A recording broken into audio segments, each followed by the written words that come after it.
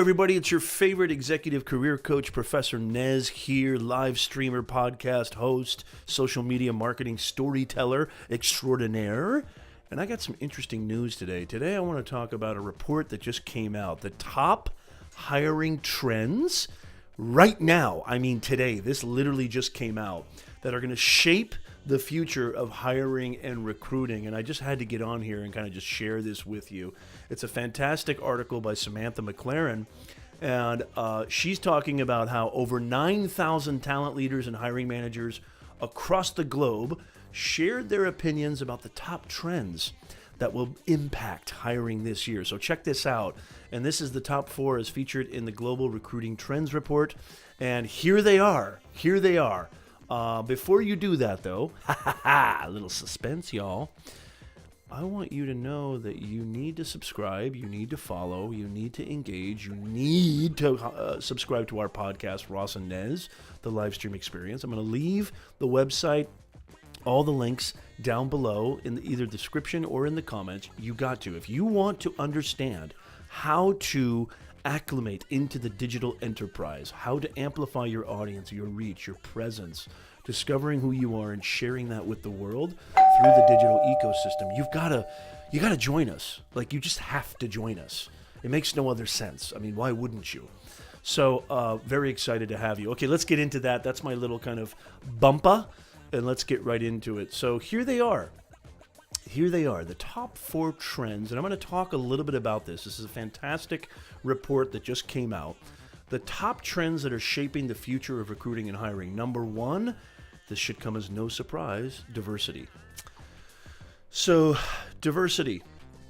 This is becoming something that is really important with a lot of companies right now, knowing where to source candidates.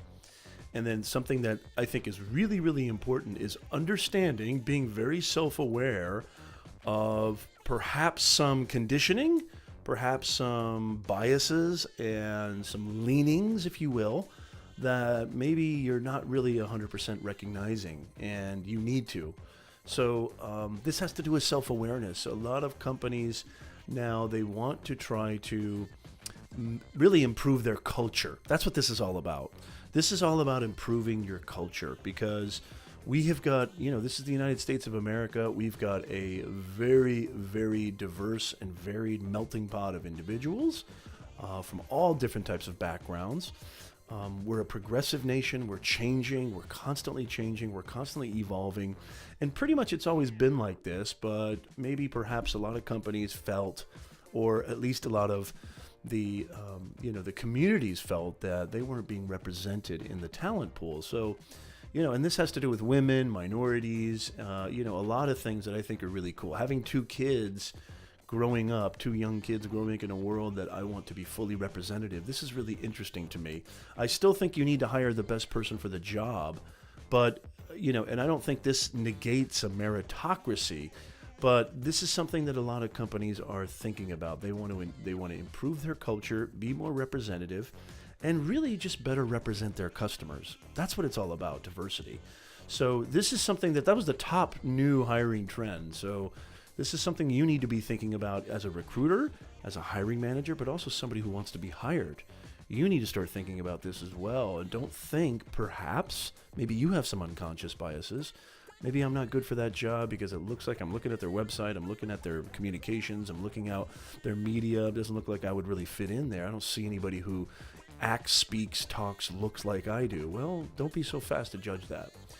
Number two top new hiring trend, new interviewing tools. So most of you guys know that, a lot of time and energy can be exhausted in traditional interviews. And there's been a lot of data that has supported that traditional interviews do not really properly assess candidates. So this is something that a lot of companies are becoming more aware of, and they're trying to implement some changes because sometimes the number one cost, I tell this to my own clients as well, the number one cost, the number one expenditure for most companies is not R&D, it's not advertising, it's not overhead, it's not distribution. The number one cost is turnover. So this is something that has really been eking into the awareness and the zeitgeist of the marketplace, especially the hiring marketplace.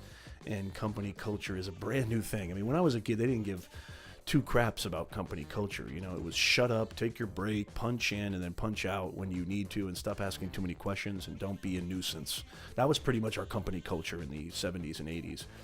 Well, now, and I like this because I have kids, now they're starting to understand that when you have a disengaged workforce, that costs a lot of money. It's very expensive to have a disengaged workforce. It's very expensive to have absenteeism. It's very expensive to have employees to feel that they don't belong. There's no purpose there. There's no fulfillment there. So now they're coming up with some new tools that where they can properly assess, number one, soft skills, okay? And some of these tools are automated. I mean, it's not going to remove the human element, but this is something that people have been trying to find out just to kind of get more of an idea of, I mean, they call them soft skills. I call them the essential skills. 63% of traditional interviews they've discovered failed in assessing candidates' soft skills. This is your communication skills. This is your ability to lead. This is your ability to handle situation, critically think, come up with creative problem solutions. So there's a lot of tools now that they're really using, like Unilever, Citadel, KPMG Australia. There's more where they can kind of fast track that and kind of have a little bit more of a focused interviewing process where they can assess those skills. Third top hiring trend is data. Data is super, super important. You've got to back it up. This to me, this is almost like, it's almost laughable. You know, in the article it says here, data is critical for making strategic hiring decisions and can elevate you as a talent professional. Well, duh. To me, this just means backing up, okay? This just means, it sounds cliche almost. You got to back up everything. If you say that you can increase sales, give me some data to support that. Be specific. If you say that you're an amazing salesman or salesperson, show me. Don't just tell me. Show me. Don't just tell me. Tell me that. You can tell me all sorts of things, but you need to show me, and that's really, really important. And then last but not least, the fourth thing that is a top hiring trend using to screen candidates is artificial intelligence. So again, a lot of these things may seem a little bit like, you know, Skynet is coming, you know, the robots are taking over, but, you know, artificial intelligence, machine learning, it's going to get better and better and better over time. Now, artificial intelligence still cannot negate creative thinking, storytelling, pattern recognition, but this is a tool, artificial intelligence, understanding artificial intelligence, okay, and, you know, understanding that this is a tool that's going to help people to assess and really screen, because there's just too much. It's going to save a lot of time. This has to do with saving time. It's going to screen, you know, the candidates who are maybe least likely that would fit the position, and then create a pool of individuals where they can actually kind of draw upon based on what the machine learning data has revealed. So artificial intelligence is really, really important. It's just going to get more and more advanced. So these are some things you need to consider, y'all. These are some things, and I'm bringing this to you. Hopefully you're getting some value out of this, because if you're a working professional in the 21st century and you still have a 1996 mindset, you're in a lot of trouble. A lot of the clients that I work with, they still don't understand that this digital thing is not going away. This is not a fad. Things go forward. They very rarely go backwards, okay, if at all.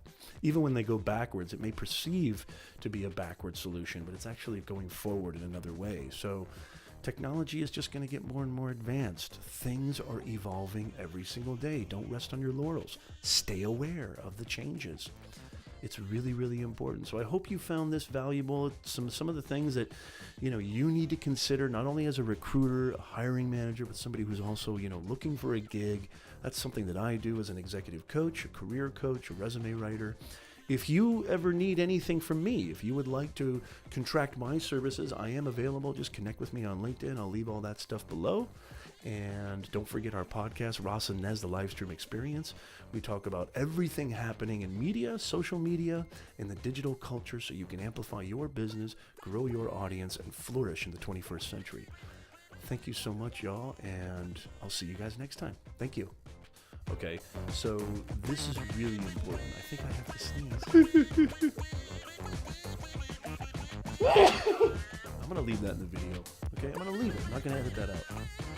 Excuse me.